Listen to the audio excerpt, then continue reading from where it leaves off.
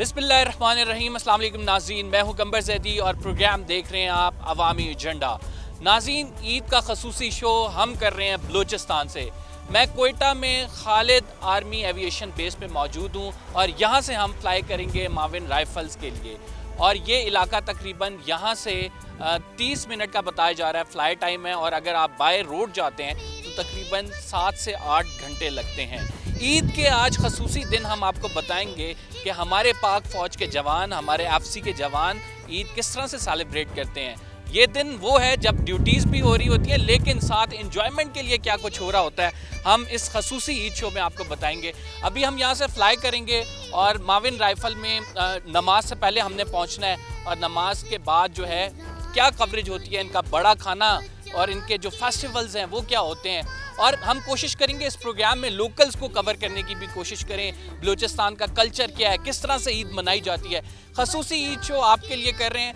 पुरअमन और खुशहाल बलूचिस्तान आज के हमारे प्रोग्राम की थीम है। लोकल्स हमें बताएंगे यहाँ के हालात कैसे हैं, क्योंकि सिक्योरिटी फोर्सेस की जानिब से जब से इस इलाके का अमन बहाल किया गया है, लोग यहाँ पर वापस जो यहाँ इलाकों से माइग्रेट कर गए थे बलूचिस्तान के, वो वापस आकर अपने इलाकों में ईद करें। लिहाजा ये ईद बड़ी स्पेशल है। और ख़ुसूसन जवान जो ड्यूटी सर अंजाम दे रहे हैं, बाबरटक पोस्ट का हम दौरा करेंगे, मुख्तलिफ पोस्ट पे जाएंगे, वहाँ पे बताएंगे पोस्ट लाइफ कैसी होती है। तो लिहाजा फ्लाई करते हैं यहाँ से। बलूचिस्तान जो है आपको पता है ये लैंड ऑफ माउंटेन्स है और ज़्यादातर इलाका खुश्क है। तो आप हमारे साथ रहिए प्रोग्राम में और देखिए कि आज के स्पेशल शो में हम आपको क्या दिखाने जा रहे हैं।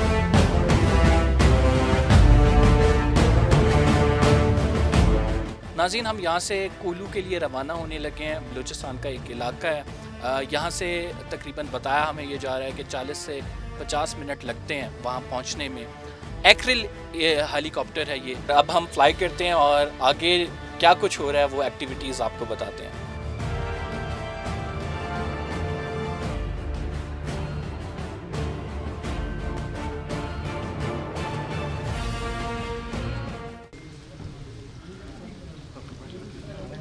अल्लाहु अकबर, अल्लाहु अकबर, अल्लाहु अकबर।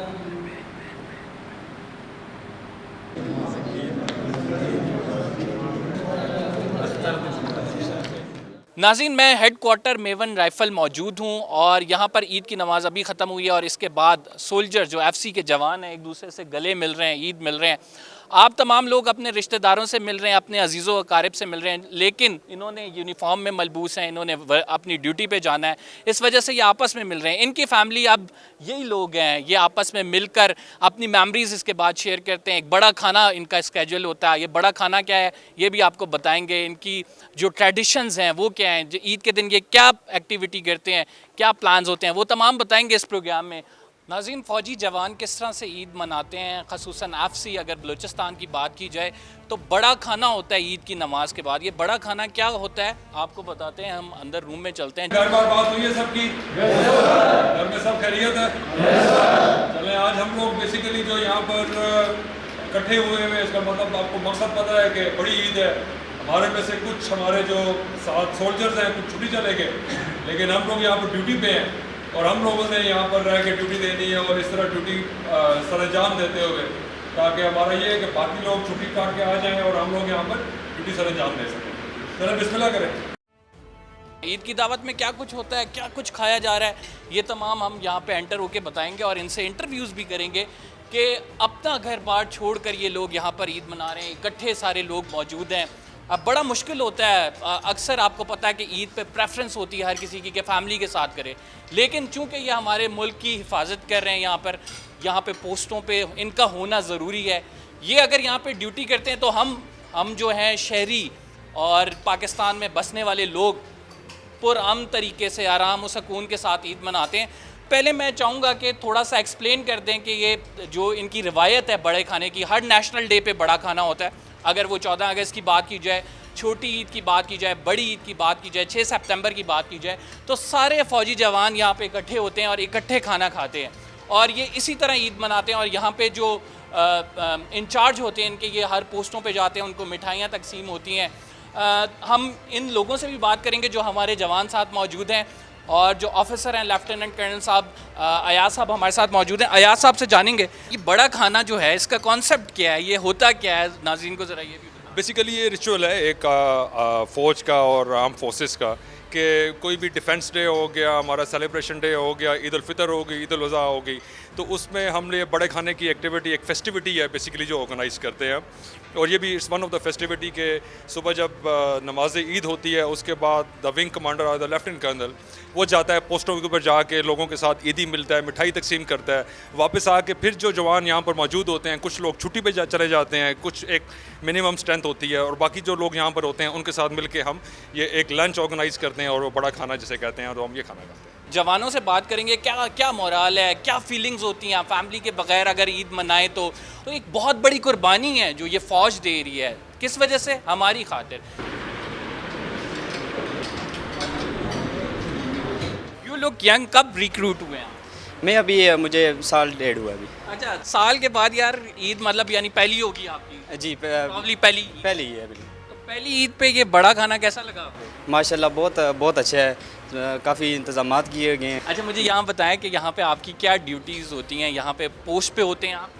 जी कुछ हमारे दोस्त हैं पोस्ट पे होते हैं, कुछ विंग में ही हो, इन विंग ड्यूटी करते हैं, कुछ पोस्टों पे करते हैं, मतलब कोई जीडी में करता है, कोई एजुकेशन, मतलब मुख्तलिफ तरह के हमारे ट्रेड्स हैं, उनकी अपनी अपनी ड्यूटियाँ हैं। आपकी फैमिली भी देख रही होगी इस टाइम प्रोग्राम, उनको कोई पैगाम देना चाहेंगे? उनको मैं ईद मुबारक दूंगा। कोई ईद इधर होगी, कोई घर होगी, लेकिन हम वतन की खातिर कुर्बानी देंगे, आगे भी देते रहेंगे इंशाल्लाह। वतन की खातिर जी कुर्बानी दी जाएगी और ईद सेलिब्रेट की जा रही है जवानों की जानिब से। हम कुछ मज़ीद जवानों से बात करेंगे, पहले मैं आपको दिखा दूँ कि किस तरह से जवान के तार में खड़े हुए हैं और इस टाइम जो है लंच चल रहा है, ईद लंच है। अस्सलाम वालेकुम। वालेकुम सलाम। ईद की बहुत बहुत मुबारकबाद हो। खैर मुबारक सर। आप कैसे हैं, किस इलाके से हैं? सर मैं सवाबी से हूँ। सवाबी से हैं, ज़बरदस्त यार। सवाबी से आके बलूचिस्तान ड्यूटी करना है इट्स सेल्फ एक बहुत बड़ी चीज़ है। इंशाल्लाह ज़बरदस्त खुशी के साथ हम लोग सर इधर आ रहे हैं। सवाबी में कैसी ईद होती है?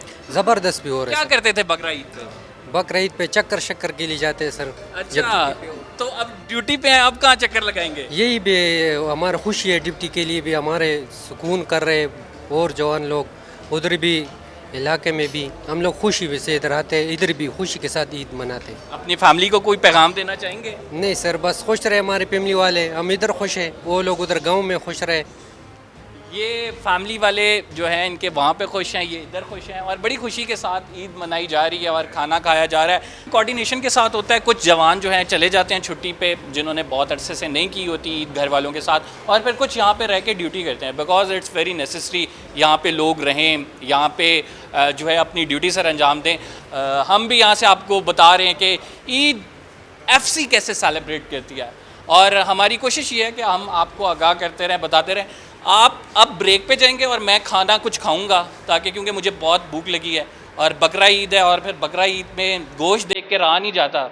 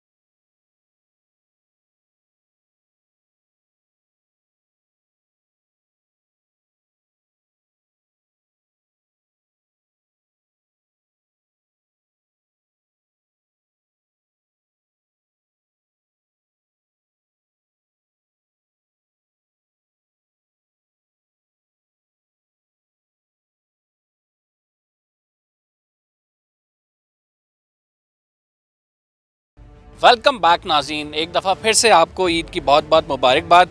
बलूचिस्तान के इलाके कोहलू में हम मौजूद हैं और कोहलू में अभी हम जाएंगे चेक पोस्ट। अगर मेरे कैमरामैन आपको दिखा सकें, ऊपर आपको चेक पोस्ट नज़र आ रही होगी। तकरीबन 400 मीटर की बुलंदी पर ये चेक पोस्ट है और यहाँ से मॉनिटर किया जाता है इस इलाके को ताकि सिक्योरिटी को यकीनी बनाया जा सके।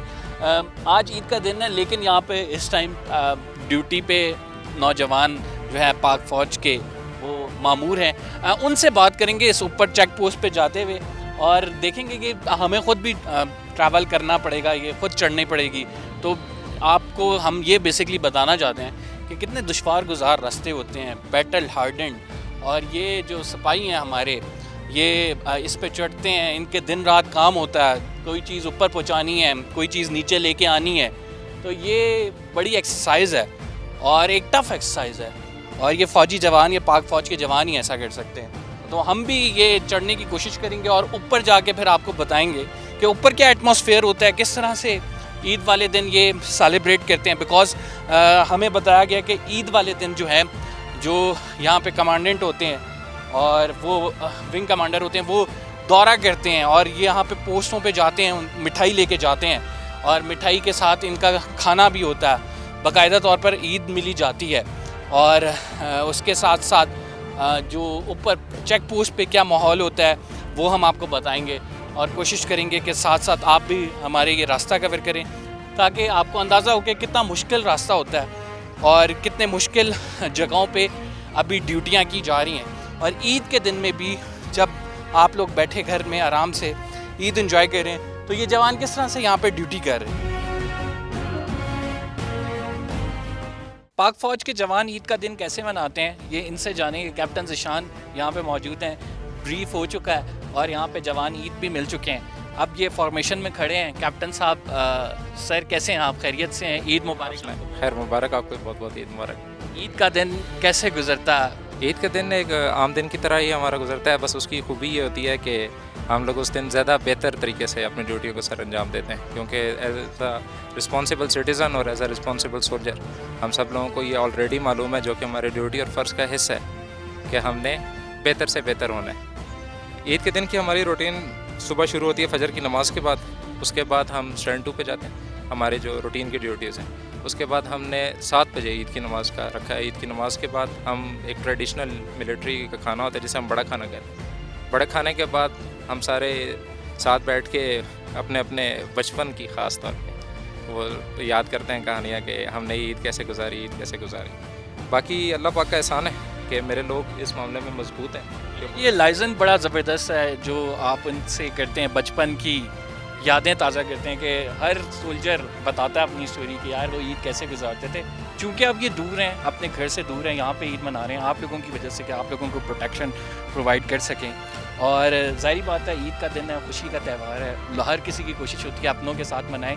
लेकिन पाकिस्तान के लिए ये कौमी सपूत जो हैं, ये इस धरती के बेटे, ये पाकिस्तान के लिए ये तमाम चीज़ें करें। तो आप लोग बेसिकली अपनी मेमोरीज़ को रिकॉल करें। जी हाँ, और अभी आपने एक बात की कि अपने घर वालों के साथ आप अगर किसी से भी पूछेंगे जो ये यूनिफॉर्म पहनता है, वो आपको ये बताएगा कि अगर हम इसको अपना घर कंसीडर ना करें, अगर हम एक दूसरे को अपनी फैमिली कंसीडर ना करें, तो यहाँ पे इस तरह टाइम नहीं गुजरता। तो हम यहाँ पर भी उतना ही खुश होते हैं जितना घर पे।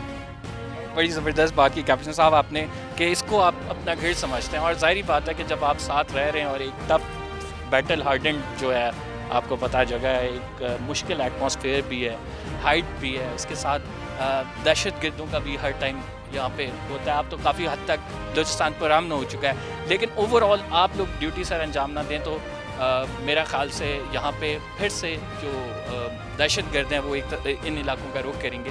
ये आप लोगों की वजह से। कुछ जवानों से बात कर लेते हैं और उनसे जानते हैं कि ईद का दिन इनका कैसा गुजरा है। अस्सलाम वालेकुम। वालेकुम सलाम। कैसे हैं आप? खैर है, आप सुनाओ। क्या नाम है आपका? यासीन। यासीन भाई, मुझे ये बताएं कि फॉर्मेशन में तो सारे खड़े हैं और आपके कैप्टन साहब ने भी कहा है ईद मिले भी हैं आप, तो क्या इसके बाद क्या एक्टिविटी होगी?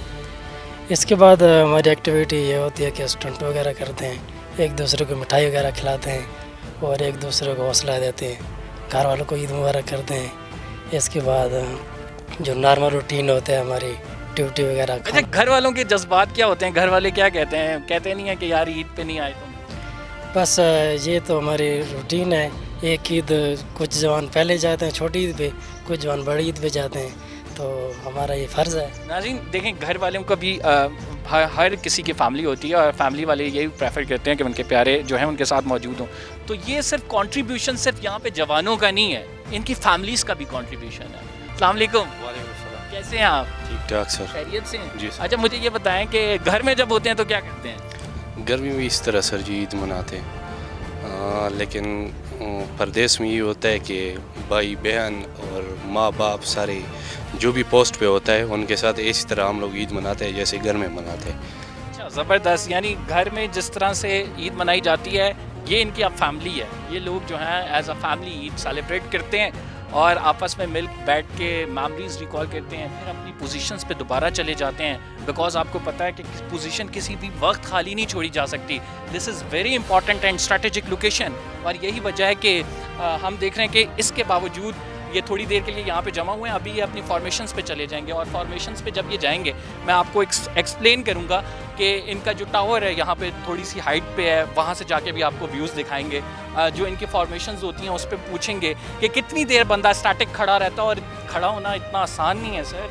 यहाँ पे अगर आप टेम्परेचर की बात करें, टेम्परेचर बहुत ज़्यादा है, फिर हाइट है, फिर एटमॉस्फेयर की बात करें, कभी बारिश होती है। तो ये तो चेक पोस्ट, अगर बात की जाए इस चेक पोस्ट की, तो यहाँ पे बड़ा आर्जी सा बंदोबस्त होता है। स्टोर रूम है, छोटी सी मस्जिद है, यहाँ पे बैठने के लिए थोड़ी सी जगह है। एक टफ़ जो है जॉब है, लेकिन ये कौम के जवान, ये पाक फ़ौज आपसी ये सर अंजाम दे रहे हैं। किसके लिए? सिर्फ आपके लिए। तो कुछ मज़ीद लोगों से बात करते हैं जो फॉर्मेशंस पे लोग मौजूद हैं, उनसे बात करेंगे कि वो इस हवाले से क्या कहते हैं। नारे तकबीर, पाकिस्तान जिंदाबाद, पाकिस्तान जिंदाबाद।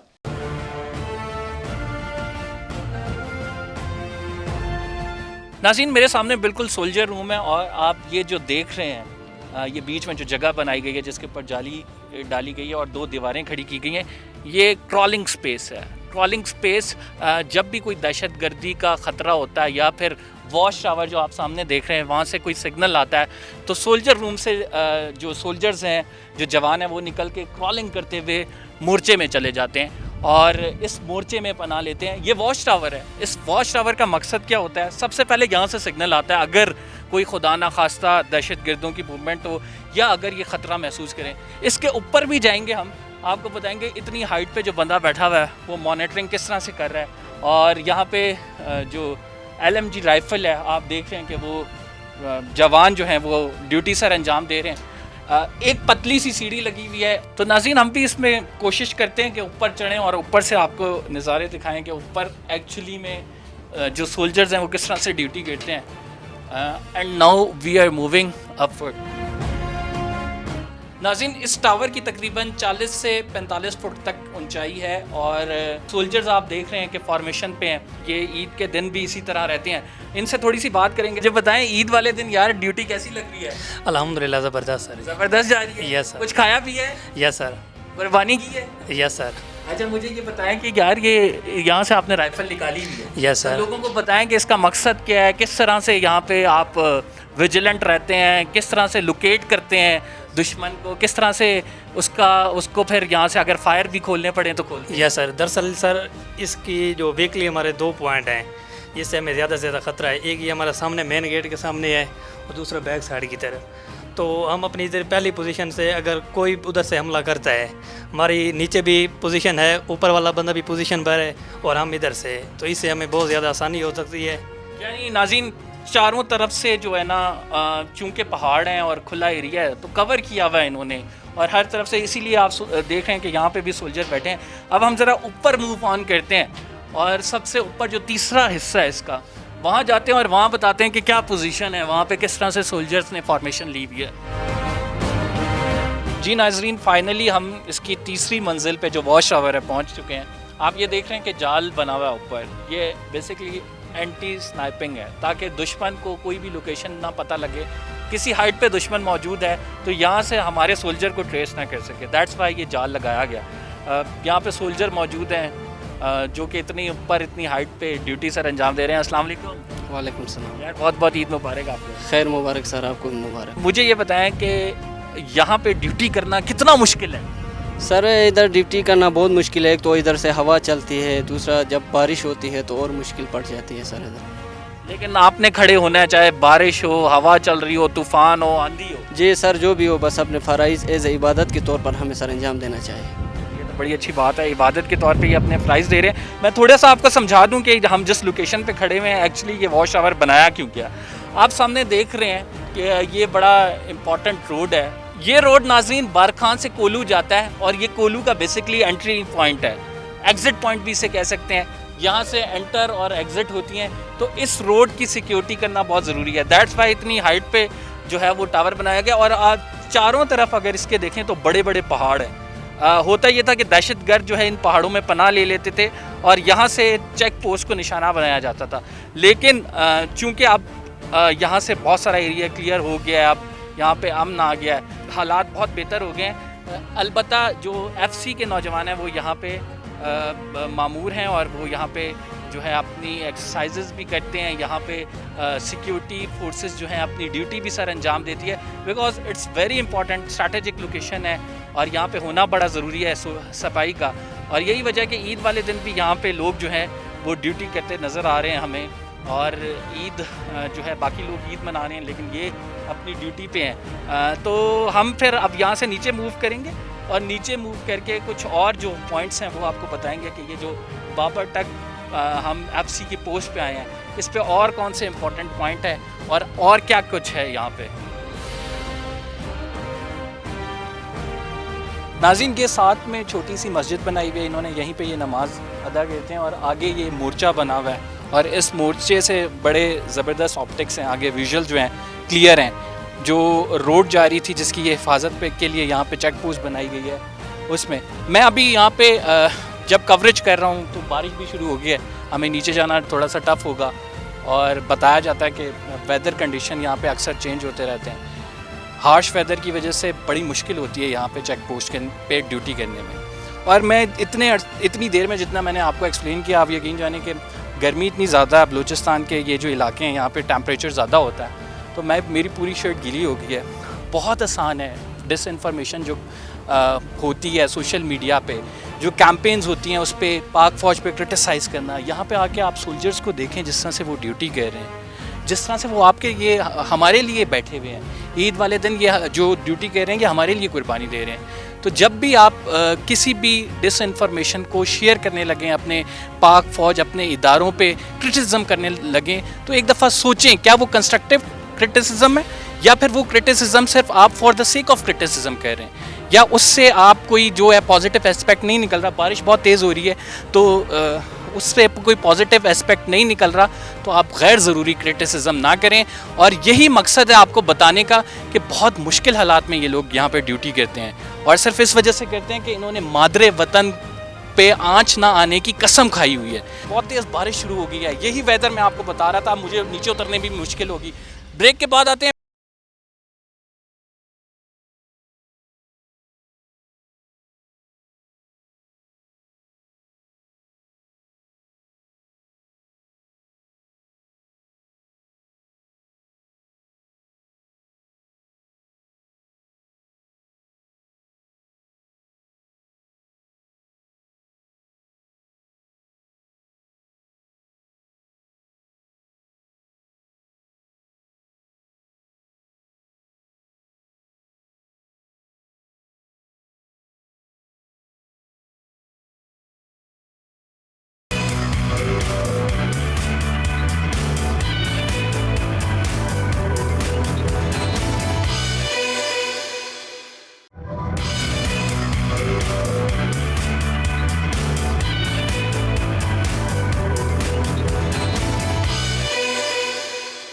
नाज़रीन अब हम आपको दिखाएंगे कि इलाके के जो नोटेबल्स हैं उनके साथ FC का डिनर, जो FC कमांडेंट हैं यहाँ पे मौजूद हैं और इलाके के जो वडेरे हैं कोहलू के इलाके के, वो यहाँ पे मौजूद हैं और उनका ज़बरदस्त सा डिनर प्लान किया गया है। ईद के दिन कम्युनिटी इंगेजमेंट की जाती है यहाँ पे FC की जानिब से, और जो यहाँ पे सरदार होते हैं जो ट्राइब्स को लीड कर रहे होते हैं उनको बुलाया जाता है, उनके साथ खाना खाया जाता है और बाकायदा तौर पर उनसे बातचीत की जाती है। उनके मसाइल को हल करने के लिए FC हर तरीके से कोशा हैं और हम ये देख रहे हैं कि मुख्तलिफ़ मराहिल में मुख्तलिफ़ तरीक़ों से कम्यूनिटी इंगेजमेंट को जो है फ़रोग़ दिया जा रहा है। हम अंदर चलते हैं, अंदर मीटिंग जारी है इस टाइम। FC कमांडर भी मौजूद हैं और साथ इलाके के वडेरे भी मौजूद हैं। उनके मसाइल भी जानेंगे, उनसे पूछने की कोशिश भी करेंगे कि पहले की ईद और अब की ईद में कितना फ़र्क है। बलूचिस्तान में अगर अमन की बात की जाए, बलूचिस्तान में अगर इस्तेकाम की बात की जाए, यहाँ के लोगों की खुशहाली की बात की जाए और ख़ुसूसन उसमें FC और आर्म फोर्सेस का किरदार कितना है। क्या समझते हैं यहाँ पे पहले की ईद और अब की ईद में कितना डिफरेंस है? 20-30 साल पहले चंद लोग ही मस्जिद में आते थे नमाज ईद के लिए। तो हमारे जो इलाके में 4 कबीले हैं, मरियों के 3 मरियों के, एक जरकून है, तो मैंने कहा 5वां कबीला हमारा FC है। तो इस हद तक घुल मिल गए, हमें कोई ऐसा नहीं है। उनकी वजह से अमन भी अल्हम्दुलिल्लाह है। जगह जगह पे इनके काम भी बड़ी मेहनत तलब काम है। और पहाड़ों के ऊपर मैं देखता हूँ, वहाँ से जाके वो ड्यूटियाँ देते हैं, रात भर वहीं रहते हैं, सर्दी हो या गर्मी हो। दूसरा जो इनका किरदार बाकी कामों के अलावा सकाफती काम भी इन्होंने बहुत किए। बच्चों के यहाँ स्कूल एक खोला है, बड़ा आलीशान स्कूल है, अल्हम्दुलिल्लाह मैं जाता रहता हूँ। बच्चे पढ़ रहे हैं, बड़े अच्छे नंबर ले रहे हैं, बल्कि कैडेट कॉलेजों में या बाहर जो दूसरे स्कूलों में वहाँ जा रहे हैं। उनकी बड़ी अच्छी वो कोशिश है। यहाँ पे जो सब नेशनलिस्ट हैं, जो दहशत गर्द हैं, जो कि एक बयानिया बना रहे हैं कि बलूचिस्तान में सिर्फ महरूमियाँ ही हैं, बलूचिस्तान में कुछ नहीं हो रहा, कोई काम नहीं हो रहा, तो इसमें क्या हकीकत है, लोगों को ज़रा बताएं। ये सर सिर्फ एक प्रोपेगेंडा है। अवाम बलूचिस्तान के पुरअमन और जो है मुहब्ब वतन है, पाकिस्तानी हैं, उनके मतलब कोई इस तरह का वो नहीं है। यहाँ अमन है, हर जगह अमन है। वैसे उनको अपना धंधा चलाने के लिए वो प्रोपेगेंडा करते हैं। ये सिर्फ मीडिया तक है और कुछ नहीं है। एक कॉन्टीन्यूस एफर्ट है सिक्योरिटी फोर्सेस की इस इलाके में अमन के लिए, इस इलाके में बहाली के लिए, तो उसके समरात किस हद तक अवाम तक मुंतकिल हुए? जो एक पहले खलीज समझा जाता था फोर्सेस और अवाम के दरमियान, चाहे वो फ़ौज है या FC है, तो अब वो चीज़ ख़त्म हो गई। यहाँ हमारे FC के जो कमांडेंट साहब हैं, उनके अफीसरान हैं, वो हमारे पूरे इलाके के दुख दर्द, गमी और शादी में हर जगह शरीक होते हैं। मुझे ऐसा कोई अल्लाह न करे कोई जनाजा याद नहीं पड़ता है कि उस जनाजे में ये अफीसरान ने आकर वहाँ पार्टिसिपेट नहीं किया और उसमें अपना शिरकत को यकीनी नहीं बनाया।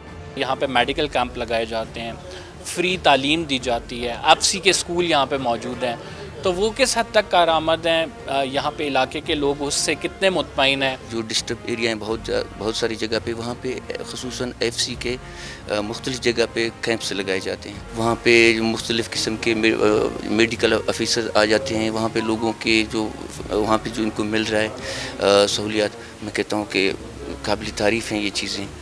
बहुत कम ऐसी चीज़ें हैं जो यहाँ पे हमारे डिस्ट्रिक्ट कोलू में जो FC कर रहा है फ्रंटियर कोर। फिर फ्रंटियर कोर ऐसी है ना, फ्रंटियर कोर हमारा एक जैसे फ्रंटियर कोर है ना FC बलूचिस्तान, ये है एक कबायली फोर्स।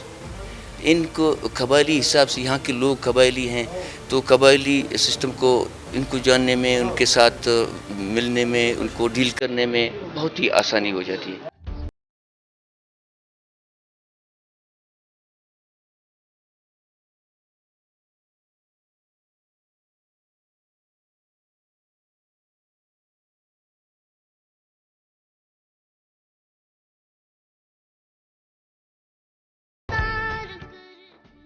कंबर ज़ैदी को इजाज़त दीजिए। हमने पूरे दिन आपको बताया कि FC के जवान किस तरह से ईद मनाते हैं, क्या दिन भर एक्टिविटीज़ होती हैं इनकी। इंशाल्लाह अगले प्रोग्राम में आपसे मुलाकात होगी। आप तमाम देखने वालों को बहुत बहुत ईद उल अज़हा मुबारक।